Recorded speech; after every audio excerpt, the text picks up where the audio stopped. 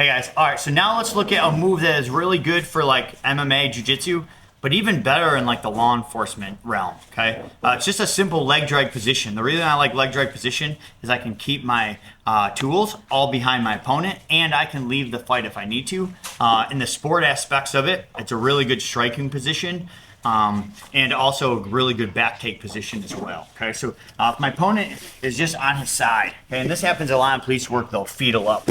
Okay, so they just kind of like curl up, and people try to be riding that knee on top here, but this is a very difficult position because I can't really stop him from putting his back on the mat and facing me. Okay, I can't really stop him from turtling up super fast. So I'm not a huge fan of the knee on top position here, and a really easy solve from this position is I'm going to just take my backside knee towards his feet, and I'm going to leg drag the top leg.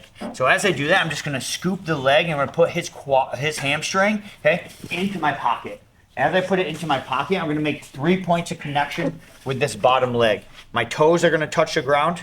My shin is going to make connection to whatever limb I'm stapling, in this case the bottom leg, and my knee needs to make connection on the inside across.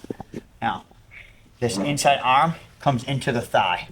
This stops him from being able to move his hips as well. Okay? So now I've put his hips on the same side and kind of misaligned his hips to one side. In the police realm, what I like to do is win the top side arm, because if I win the top side arm, both hands are on the same side, and I don't have to like worry about pinning an arm and seeing what this hand's doing and what that hand's doing. So by putting the same side arm on the same side, I keep both hands same side. Now, in sport aspect from here, if we're striking, we can close the space with our chest. We could do that in police work as well, because we can still lead the fight. Good place to land your strikes. Okay, really good MMA position. We can also work from this position to take the back.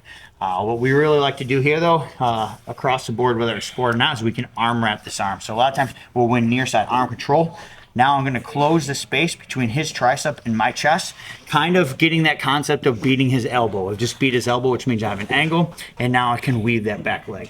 When I do that, I can turn, and now I've kind of started to flatten him out. I can take the back. I can go to the back mount. I could just stay right in the leg drag position. Now, if I want to flatten him out to go to cuffing, I take the bottom leg, and I just kind of drive it while I pull the arm. Flatten him out. I go in my low crab right positions. Double underhooks at that point in time. The reason double underhooks is better than seatbelt in a weapons-based environment is if Alejandro's trying to reach for something in his I win the inside control position already, limit his ability to reach to him, and he starts to expose his hands. Okay? By staying in this low crab right position, okay, or low mount, I would call it, extremely low mount, if he bases his hips up to try to buck me off, very difficult for him to buck me off. If I'm in a mount position in a seatbelt, this occurs way too often. So, guy's stomach down.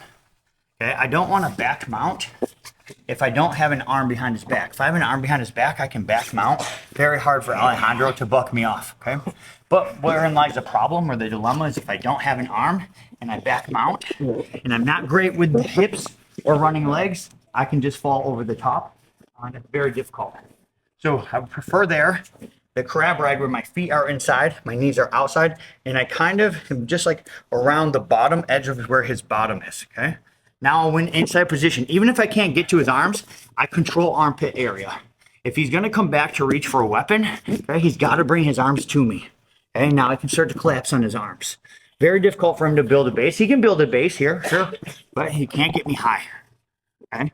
I'm up, I can lead the fight if I need to. I have one inside position. I really limit his ability to get to his tools, very limited ability to get to my tools. So a really good place to control and let him waste his energy and wait for my backup to get there. I go flat, I just keep the armpits. Okay? I just keep the armpits. Now, for you to even build a base or get up, I know you got to bring your arms back to me, so I don't need to chase your arms.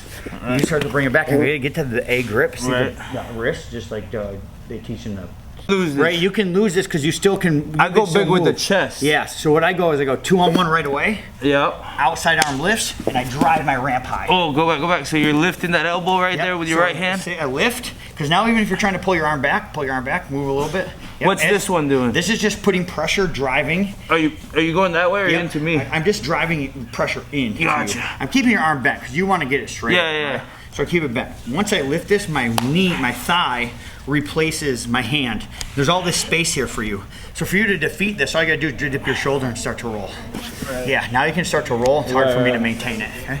So as I do that, I have two options. One, my thigh beats your dip. Yep. So I beat the dip, now I'm good.